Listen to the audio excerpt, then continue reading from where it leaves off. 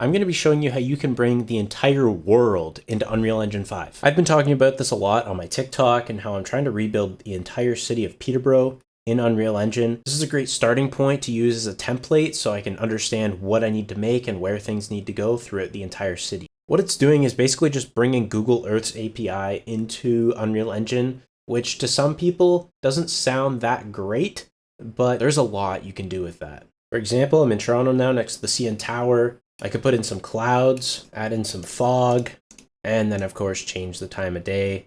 You can make some pretty cool scenes. I'm sure someone with more experience would be able to make something way crazier. Could add some water in. I've clearly messed up with the fog or something here. There we go, I fixed it good enough. Anyways, let's get on with it. Okay, first off, you're going to want to go into the Epic Games launcher, go to the marketplace, and download Cesium. There's a few different ones. You're going to want this one right here, Cesium for Unreal, and click on Install to Engine. I've already done it. Now you can go ahead and launch a new project. So I'm just going to go to Games, and I'm going to make a blank project. I'll just call it Cesium Test 2. Now this may take a while to start up if it's your first time launching Cesium, but once you do get going, you're going to want to go into your plugins and find Cesium, make sure it's enabled for this project, and you'll have to restart and just wait for it to come back again. Okay, and once you're loaded back in, just go ahead, make a new level. We'll make it an empty level, and you should have the Cesium window over here in the corner, and just go ahead and add all 4 of these. I'm just going to put these all in a folder just to make life easier for me whenever I add more stuff to this. Now, the 2 important things here are the tile set, which is the actual world, and the sun and sky, which is basically your lighting system. So come down here to the tile set, go into your details, and make sure you change the source to a URL. And this is where you're going to be entering the API key for the Google Maps API. This is probably the hardest part. You're going to want to come onto Google Maps API. I'll put a link for this in the description.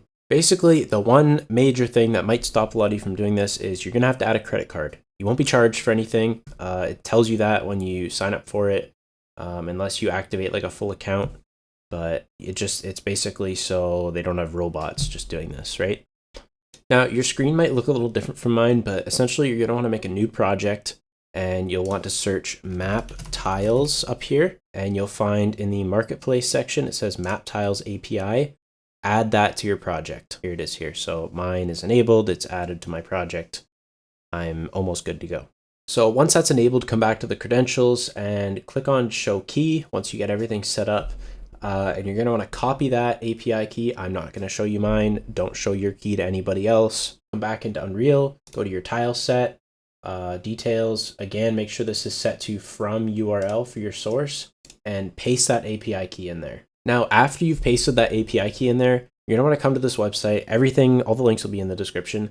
Add this part before your API key. So copy this HTTPS, whatever, equals, and paste that in before your API key. As you can see, I just pasted it in. My API key is to the right. I'm not showing you, but the world is already loading. We just have to wait for it, and it is coming together. Now, there are some settings you can change to make things load faster. It might crash your computer if you don't have a fast enough system. And actually, before I get into that, if it's not showing up, just hit refresh tile set. That might fix your problem. I'd actually like to get to a place that actually has buildings. So come to the georeference, go down to details, and you can change the longitude and latitude to be a specific place on Earth. So I think we'll go to Niagara Falls. Let's just zoom in here, get exactly where we want to be. Let's go right here. And we're going to want to copy this. I'm going to paste this in a notepad just to make things a little easier. Copy the first one, go into Unreal, georeference, let's paste that there. Let's get the second one. Paste that in. Okay, you can kind of see I was already playing around with this and I screwed it up. But we are supposed to be over here. Okay, here we go. I think what it does is it rotates the Earth to go underneath that georeference. So as you can see, the falls are loading in. I have my camera speed turned way up. That's just a pro tip if you want to like fly around faster and you are not used to Unreal Engine.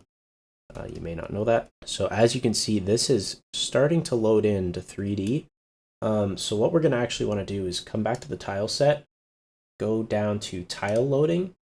Now I was playing around with this before. It gives you extra details on like what exactly these do, but I changed this to 400 and I changed this to, I believe it was like 4 gigabytes. This right now is I think like 256 megabytes or something like that. So I just used a converter here and just basically copied this in. And I just left this 20. Now in my experience, this did make loading like quite a bit faster. It still can be slow, so you might have to just let it sit. And if you get close to the buildings, they will load in. I'm sure you can play around with this more to make things load a little faster. Actually, one other thing I just did down here was I turned this frustum culling to false.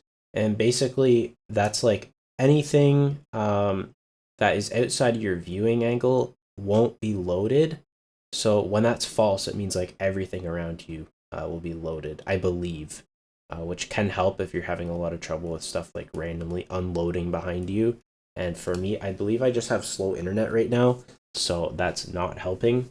Yep, definitely my Wi-Fi. I'm pretty sure this is like maxed out. I don't have fiber yet, so awesome.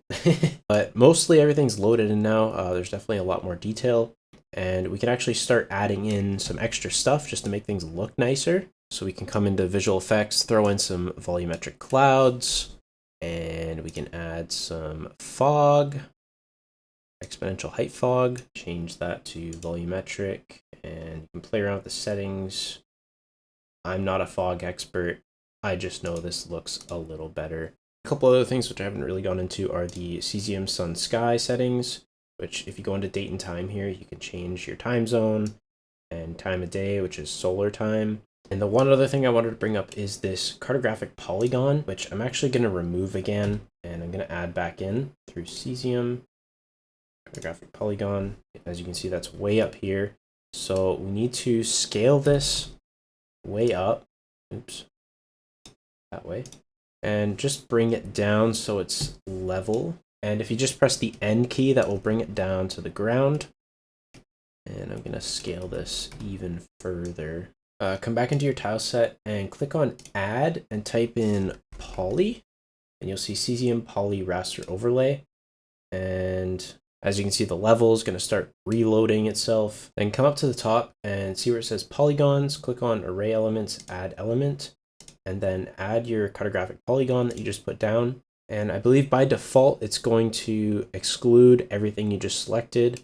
Now, if you click invert selection, that is going to only show the area you have put the box around, which is great if you want to keep things more confined and maybe stop loading other parts of the world that you don't need. And if this box is in your way, you can just move it down below, and once you click off of it, you won't see it anymore. And this is all looking beautiful. If you want to play this level and actually walk around in it, since you started like a blank level, you don't have any like character settings or anything set up. So go to your content browser, click add feature or content pack, and whichever one, I'm going to go with third person, add to project, and you can close that out. Now you'll see characters and all those mannequins and stuff in there. You're gonna basically want to add in a cube, because when the level loads in, like everything's gonna refresh itself and you'll just fall through the earth, which is not ideal. And then go to basic, go player start, add that on top of there, and come into your world settings, change the game mode override to BP third person game mode. And you should be able to just hit start. Never mind. A few moments later. Okay, I know what I did wrong. You know that pawn I had you make earlier? Delete that. And again, put in your player start, change the game mode settings, and hit play. And since that cube is down there, you're not going to go anywhere. The level is going to load around you, and all will be fine. Okay, we're loaded in. I stepped off the cube. Collision is on, so you're not going to fall through. Now you will notice in the top left corner, I'm getting a texture streaming pool over budget. And for that, you can just type in streaming pool, see streaming pool size. I'm going to change that to like 8 gigs and it'll disappear. Hopefully that will allow more of these textures to come in. I don't know why it looks like garbage right now. I honestly think it's just my internet is too slow to try and like load all this in. So I loaded into my Peterborough map and it's still kind of giving me the same sort of thing. I'm pretty sure the resolution does get higher than this unless I'm like imagining things. If I find any solutions or if you guys find anything interesting, leave it in the comments below. And if you found this helpful, leave a like, subscribe, and that's it. See ya.